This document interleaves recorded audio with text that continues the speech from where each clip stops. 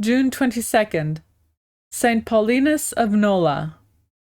Paulinus was of a family which boasted of a long line of senators, prefects, and consuls. He was educated with great care, and his genius and eloquence, in prose and verse, were the admiration of Saint Jerome and Saint Augustine. He had more than doubled his wealth by marriage, and was one of the foremost men of his time. Though he was the chosen friend of saints, and had a great devotion to Saint Felix of Nola, he was still only a catechumen, trying to serve two masters.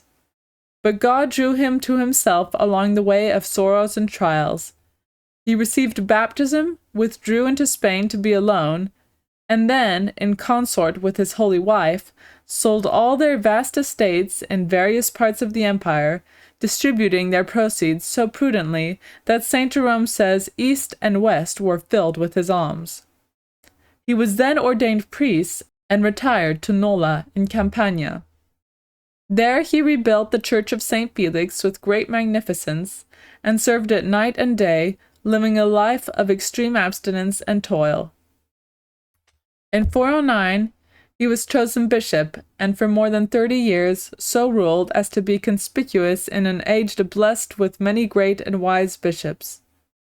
St. Gregory the Great tells us that when the Vandals of Africa had made a descent on Campania, Paulinus spent all he had in relieving the distress of his people and redeeming them from slavery. At last there came a poor widow. Her only son had been carried off by the son-in-law of the Vandal king. "Such as I have I give thee," said the saint to her. "We will go to Africa, and I will give myself for your son." Having overborne her resistance, they went, and Paulinus was accepted in place of the widow's son, and employed as gardener. After a time the king found out by divine interposition that his son-in-law's slave was the great Bishop of Nola. He at once set him free, granting him also the freedom of all the townsmen of Nola who were in slavery.